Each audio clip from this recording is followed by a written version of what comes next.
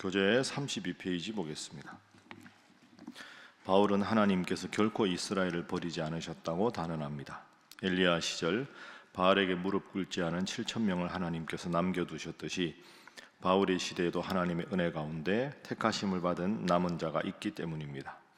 택하심을 받은 자도 있지만 대부분의 이스라엘은 이사야서와 시편에 예언된 대로 영적으로 무뎌지고 눈이 멀게 되었습니다. 그러나 이스라엘의 넘어짐은 영원한 멸망이 아니었습니다. 이방인들에게는 구원의 기회를 주고 이스라엘에게는 이방인의 구원을 보며 시기심이 생겨 다시 돌아오게 하려는 하나님의 놀라운 계획이 담겨 있었습니다. 지금 우리가 오늘 11장 앞부분을 읽었습니다. 구조를 생각해 보면 로마서 9장부터 11장은 이스라엘 백성들, 유대인들과 이방인들, 구약과 하나님에 대해서 이미 알았던 이스라엘 백성들의 구원 문제와 구약에 대해서 전혀 알지 못했던 이방인의 구원 문제, 이 둘 사이의 관계를 우리가 다룬다, 이렇게 여러분 기억을 하시고 계실 겁니다. 자, 우선 어제까지 10장 읽었는데요, 앞부분의 결론을 한번 생각해 보겠습니다. 우리 어제 읽은 10장 17절 말씀, 자, 10장 17절 함께 읽어봅니다. 시작.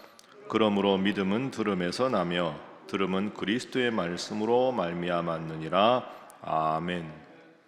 믿음은 들어야 생깁니다. 말씀을 들어야 믿음이 생기는 거죠. 그래서 믿음은 들음으로 나며, 그런데 그 다음이 중요합니다. 무엇을 들어야 되느냐? 그리스도의 말씀입니다. 여기서 제가 보기에 제일 중요한 건 그리스도의라는 표현입니다. 구약에 나오는 율법을, 구약에 나오는 말씀, 그런데 여러분, 구약에 나오는 말씀의 성취자가 예수님입니다. 그러니까 구약과 신약을 아주 단순 도식으로 보면 구원자 예수님을 이 땅에 보내실 것이다 하는 약속이 구약이지요. 아무리 예언자들이 회개를 촉구하고 해도 계속 회개하고 다시 죄짓고 하니까 영원히 너희들을 구원하기 위해서 내가 구원자를 보내겠다. 메시아에 대한 약속이 구원입니다. 그러니까 구약은 약속, 신약은 성취. 그래서 인류의 구원자, 독생자 예수님을 보냈다. 그 예수님을 믿어야 구원을 받는다. 이게 성경의 가장 중요한 진리입니다. 그러니까 바울은 10장 17절에서 우리가 믿음으로 구원받는데 믿음은 어디서 생기느냐? 말씀을 들어야 믿음이 생긴다. 아무것도 모르는데 저절로 어떻게 믿음이 생기겠느냐? 하나님께서 우리 마음을 열게 하시고 말씀에 아멘하게 하셔야 믿음이 생긴다. 그러면 구약시대에 하나님 말씀을 알았던 유대인들은 다 구원받는 거 아니냐? 그게 아니라 구약의 약속의 말씀이 예수님으로 말미암아 성취됐으니까 예수 그리스도의 말씀을 들어야 구원을 받는다. 이게 이제 17절 말씀입니다. 그러면 어떤 생각이 들까요? 예수님을 구원자로 믿는 믿음으로 말씀은, 예수님 말씀 들어야 구원받으면 구약에 대해서는 익숙한데 신약의 예수님을 대부분의 당시 이스라엘 백성들은 믿지 않았지요. 그럼 그 사람들 다 구원 못 받던 거 아니냐? 신약의 예수님을 부정하니까 이스라엘 사람들은 구원 아무도 못 받겠네? 어휴, 하나님 그러면 어떻게 이러실 수가 있지? 고개를 갸우뚱하겠죠. 그 질문에 대한 대답이 오늘 본문입니다. 자, 1절 함께 읽어봅니다. 시작. 그러므로 내가 말하노니 하나님이 자기 백성을 버리셨느냐? 그럴 수 없느니라. 나도 이스라엘이니요 아브라함의 씨에서 난 자요 베냐민 지파라. 아멘. 여러분, 사도 바울이 유대인입니까? 이스라엘인입니까? 이방인입니까? 유대인이죠. 1절에 나오잖아요. 나도 이스라엘인이다. 그러니 중요한 건 뭡니까? 구약에 대해서 아는 게 중요한 게 아니라 유대인들 일방적으로 구약만 알았다고 예수 못 믿으니까 구원만 받나? 이게 아니고 내가 구약을 알았든 몰랐든 믿음은 들음에서 나고 들음은 예수님을 구원자로 믿는 믿음에서 나는 것이니 예수님을 구원자로 믿으면 이스라엘 백성들 누구나 다 구원받을 수 있다. 이러면서 제일 좋은 예를 자기를 드는 겁니다. 여러분, 내가 이스라엘 사람 아닙니까? 내가 예수님을 구원자로 믿고 구원받았지 않습니까? 이스라엘 사람도 예수님 믿으면 누구나 구원받을 수 있는 예가 접니다. 이렇게 지금 바울이 1절에서 이야기하고 있습니다. 그래서 1절에 자기 백성, 이스라엘 백성을 하나님은 자기 백성이라 부르셨다. 결코 이스라엘 사람이라고 전부 구원 못 받게 하는 분이 아니다. 2절, 하나님이 그 미리 아신 자기 백성을 버리지 않으셨다. 자기 백성을 버리지 않으신다.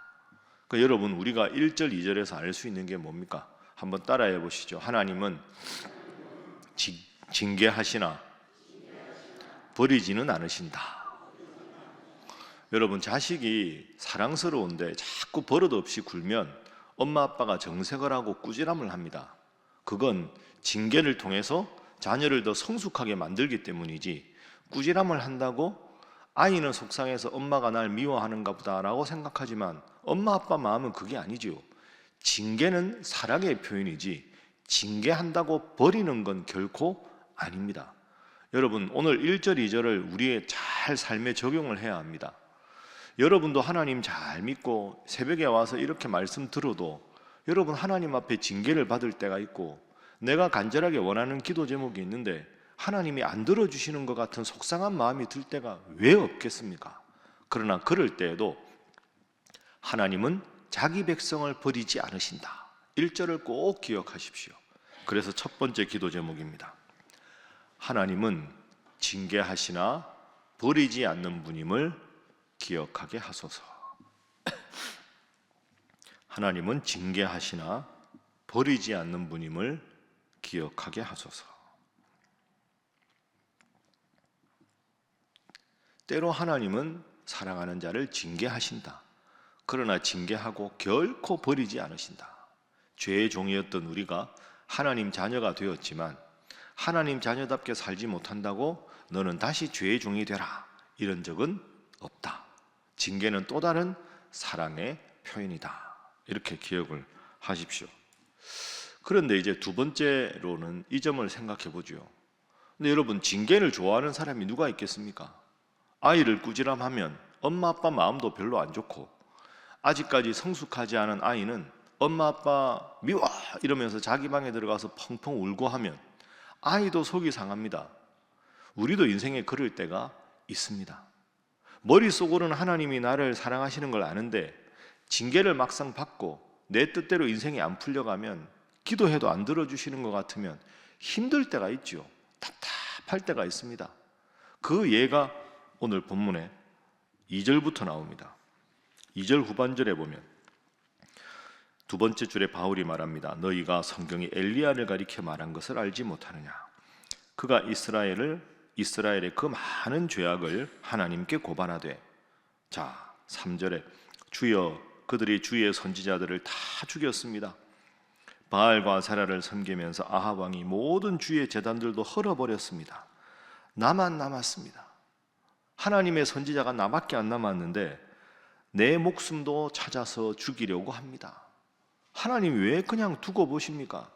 바알과 아세라의 저 많은 제사장들, 선지자들이 득세하고 아합 왕과 이세벨이 저렇게 하나님 믿는 사람들을 잡아 죽이고 나밖에 안 남았는데 왜 그냥 버려두고 계십니까?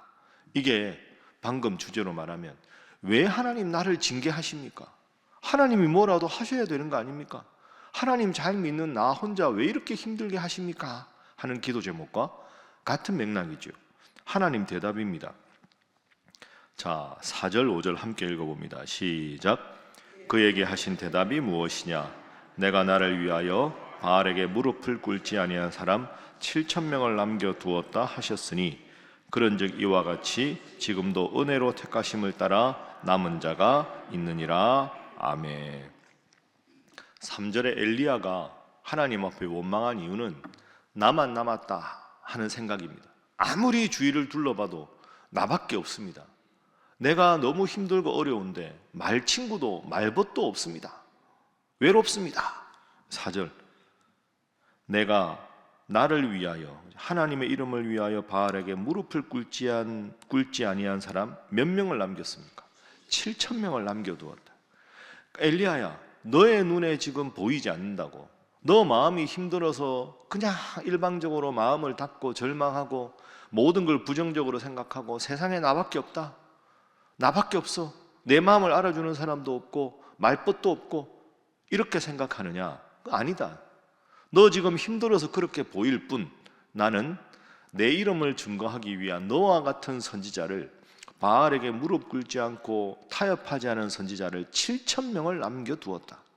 너의 눈에 보이지 않는다고 해서 나의 뜻을 속단하고 마음을 닫아버려서는 안 된다. 나의 뜻은 너의 생각보다 훨씬 깊다. 이게 하나님의 4절의 7,000명의 뜻입니다. 5절 그런즉 이와 같이 지금도 은혜로 택하심을 따라 남은 자가 있느니라. 이 남은 자가 예를 들어 누굽니까? 바울 같은 사람 아닙니까? 이스라엘 백성들 구약시대에 그렇게 하나님 율법을 알게 하고 전부 다 구원 못 받게 합니까? 유대인들은 싫어하고 하나님은 이방인만 좋아합니까? 그러면 우리에게 율법은 왜 주셨습니까? 우리의 자존심은 무엇입니까? 하나님 이러실 수가 있습니까? 막 이렇게 하는 원성 소리가 바울이 쓸 당시의 배경 아닙니까? 유대인들. 그런데 하나님은 너 눈에 보이지 않는다고 그렇게 나를 단정하지 말아라. 엘리야에게 7,000명을 준비한 내가 너희를 위해서 준비하지 않았겠느냐? 사도 바울을 보아라. 이스라엘 사람인데 예수님 잘 믿어 구원받지 않느냐? 너희들 눈에 이스라엘 사람들 중에 구원받은 사람이 안 보여서 그렇지, 이스라엘 사람들 중에도 구약을 믿고 예수님을 믿어 구원받은 사람들이 많이 있다. 그런 걸 생각하지 못하고 일방적으로 나를 불공평하다고 불평하는 너는 너의 잘못이다. 이게 지금 하나님의 음성이라고 생각하십시오. 여러분, 우리 인생에도 똑같습니다. 사방이 우겨쌈을 당하고 절망이 가득하면 하나님 어찌 이러실 수가 있습니까? 어떻게 제 기도는 다 안 들어주십니까? 저는 하나님 앞에 무엇입니까? 이런 생각이 드는데요, 다시 한번 가만히 하나님 앞에 기도해보면 그게 아닙니다. 여러분, 수많은 것 중에서 하나님 여러분 기도 안 들어주신 몇 가지로 단정해서 하나님은 내 기도 다 안 들어주신다 생각하지만, 여러분 건강하게 새벽기도 나온 것도 은혜고, 하나님을 아버지로 부르는 것도 은혜고, 이렇게 신일교회 성도로 살아가는 것도 은혜 아닙니까? 수없이 많은 걸 받았는데 내가 원하는 간절한 기도 제목 몇 개 안 들어주셨다고 이 은혜를 다 잊어버리고 하나님은 나를 미워하신다. 그것같이 어리석은 생각이 없다. 그래서 두 번째 기도 제목입니다. 남은 자를 찾는 믿음의 안목을 허락하소서 하는 것입니다. 남은 자를 찾는 믿음의 안목을 허락하소서. 나만 남았다 생각했는데 다시 한번 하나님 말씀을 들어보니 7,000명이 있다. 하나님은 나를 싫어하시나 보다 라고 생각하고 마음을 닫았는데 다시 생각해보니 내가 받은 은혜가 너무 크다. 내 이 속상한 마음은 아무도 몰라줄 거야 라고 생각하고 가만히 보니 내 옆에 나를 위해 늘 친구같이 기도하는 A 권사님도 있고 B 집사님도 있고 사랑하는 가족도 있고, 내가 저분들한테 기도 부탁하고 내 속을 토로하고 그러면서 함께 기도할 수 있는데 왜 내가 외톨이라고만 생각했을까? 엘리야가 나만 있습니다. 아니다, 7,000명이다. 여러분의 눈을 들어 바라보십시오. 여러분은 결코 외롭지 않습니다. 여러분만 남은 게 아닙니다. 여러분과 함께 여러분을 위해서 가슴 아파 기도할 7,000명을 찾는 믿음의 안목을 가지는 우리 모든 성도들 되시기를 주님 이름으로 축복합니다. 얼마나 이게 힘이 됩니까? 여러분, 제가 내일부터 신앙 사경에 간다고 말씀드렸죠. 제가 장신대를 나왔는데 신학과 대학 때 제가 신학과를 나왔는데 이번에 신학과 학생들 사경회를 합니다. 제가 좀 설레기도 하고, 제가 옛날에 대학 다닐 때 그 사경회 하면 앞에 앉았었는데 정말 직속 후배들 아닙니까? 정말 직속 후배들 앞에서 이제 설교를 합니다. 2박 3일인데요. 여러분, 2박 3일에 집회가 몇 번인지 아십니까? 7번입니다. 개회 예배, 수요일 저녁 예배, 목요일 새벽, 목요일 오전, 목요일 저녁, 금요일 새벽, 결단 예배, 강사와의 질의응답 8번 합니다. 8번. 너무하지 않습니까? 아니 2박 3일에 8번을 하라는 게 근데 이제 학교에서 하면 새벽 기도가 없습니다. 학생들이 왔다 갔다 하니까. 근데 이번에는 소망수양관에서 합니다. 경기도 광주. 거기 가면 이제 훈련 삼아 새벽 기도까지 하니까 뭐 학생들은 오랜만에 야외 나와 좋은데 강사는 이게 상당히 부담스럽습니다. 뭐 제가 뭐 체력이 나쁜 편은 아니지만 저 걱정이 안 되겠습니까? 환절기에 감기는 안 걸려야 될 텐데, 새벽에 목이 괜찮아야 될 텐데, 지치면 안 될 텐데, 그런 마음이 저라도 들지요. 그런 마음이 딱 들 때 제일 먼저 생각나는 게 뭔지 아십니까? 하나님이 나를 지키시고, 두 번째는 신일교회 성도들이 기도하는데, 새벽에도 기도하고 담임 목사 주보에 나갔다고 건강해달, 내가 그 기도가 있는데 뭘 내가 걱정하나. 여러분, 이게 얼마나 큰 힘이 되는지 모릅니다. 교수할 때보다 신일교회 담임 목사하면서 제일 좋은 것 중에 하나가 이겁니다. 죄송한데요, 교수를 위해 기도하는 사람이 별로 없습니다. 학생들이 한 학기 끝나면 또 다른 과목 들으러 가잖아요. 친한 제자들 몇 명 있지만, 근데 신일교회 담임 목사가 되고 나서는 내가 어디서 무엇을 하든지 우리 교인들이 나를 위해 기도한다. 여러분, 저한테 남은 자는 여러분들입니다. 여러분도 여러분 서로를 위해서 기도의 동역자가 되어주십시오. 얼마나 든든합니까? 내가 힘들고 어려울 때 나를 위해 분명히 기도하는 자가 있다. 그 마음을 굳세게 갖고 시험 들어도 낙담하지 말고 열심히 기도하는 여러분 되시기를 주님 이름으로 축복합니다. 자, 그러면 하나님의 넓은 뜻은 뭐냐? 바울이 이렇게 말합니다. 자, 11절 말씀 보겠습니다. 11절 함께 읽습니다. 시작. 그러므로 내가 말하노니 그들이 넘어지기까지 실족하였느냐? 그럴 수 없느니라. 그들이 넘어짐으로 구원이 이방인에게 이르러 이스라엘로 시기나게 함이니라. 아멘. 자, 14절도 읽습니다. 시작. 이는 혹 내 고륙을 아무쪼록 시기하게 하여 구원하려 함이라. 아멘. 성경에 이런 표현이 잘 안 나오는데 11절하고 14절에 반복하는 표현이 있습니다. 시기나게 한다, 11절에 나오고 14절에도 시기하게 하여. 이 맥락은 이런 겁니다. 자, 이스라엘 백성들 입장에서 보니까 하나님을 몰랐던 이방인들이 예수님을 구원자로 믿고 수없이 많은 사람들이 예수님을 믿는 겁니다. 하나님의 자녀가 되는 겁니다. 바울이 복음을 전하면 전하는 도시마다 교회가 섭니다. 그러면 이스라엘 백성들 입장에서 우리가 먼저 하나님에 대해서 알았는데 저 사람들은 하나님에 대해서도 몰랐는데 저렇게 하나님을 잘 믿네 하면 시기심이 생긴다는 거죠. 여러분, 그렇지 않습니까?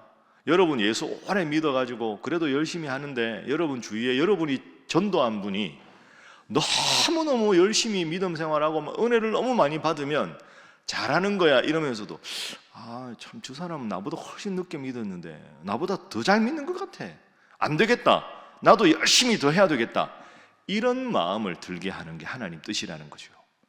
이스라엘 백성들이 구약에 대해서 다 알았지만 하나님 믿고 예수님 믿는 사람이 적은데, 이방인들은 후발주자인데 신앙에, 그런데 이들이 열심히 믿는 걸 보고 이스라엘 백성들이 저 사람들이 뒤에 왔는데 나보다 더 잘하려고 하네, 나는 예수님 구약에 대해서 알았으니까 더 잘 믿어서 저들보다 더 앞서가야 되겠다 하는 시기심을 생겨서 이방인들만 구원받는 게 아니라 이스라엘 백성들이 하나님 백성이었는데 이들이 주춤하는 사이에 이방인들이 예수님 믿고 열심히 믿는 믿음이 많아지니까 이 이스라엘 백성들이 시기심이 생겨서 예수님 더 잘 믿게 하려는 하나님의 뜻이지 결코 이스라엘 백성들을 버리신 게 아니다. 이게 오늘의 결론입니다. 그래서 여러분, 왜 이런 일이 있나? 왜 이방인들은 저러나? 왜 이스라엘 백성들은 하나님이 구원받지 않는가? 그렇게 생각하고 오늘 본문을 읽다 보니까 바울도 이스라엘 백성이었구나, 이스라엘 백성을 버리신 게 아니라 자극받아 더 잘하라는 거구나, 이렇게 딱 이해를 하고 보면 역시 하나님의 뜻이 깊구나. 엘리야가 1명인 줄 알았는데 7,000명을 하나님이 계획하셨구나. 우리의 지식보다 하나님은 훨씬 더 위대하신 분이다. 이게 오늘의 본문이 말하는 겁니다. 세 번째 기도 제목입니다. 하나님의 뜻을 끝까지 신뢰하게 하소서 하는 겁니다. 하나님의 뜻을 끝까지 신뢰하게 하소서. 그러니까 여러분, 때로는 하나님의 뜻이 이해가 안 된다고 그냥 마음을 닫아버리지 마십시오. 다 바울의 이 깊은 하나님 말씀을 보니 엘리야 말만 들으면 엘리야 말만 같은데 하나님의 또 다른 계획이 있고, 이방인들을 구원 많이 받게 한 것도 이스라엘이 선한 자극을 받아서 함께 예수님 잘 믿게 하자는 하나님의 크고 깊은 계획이었다. 모든 일에는 하나님의 깊으신 뜻이 있다.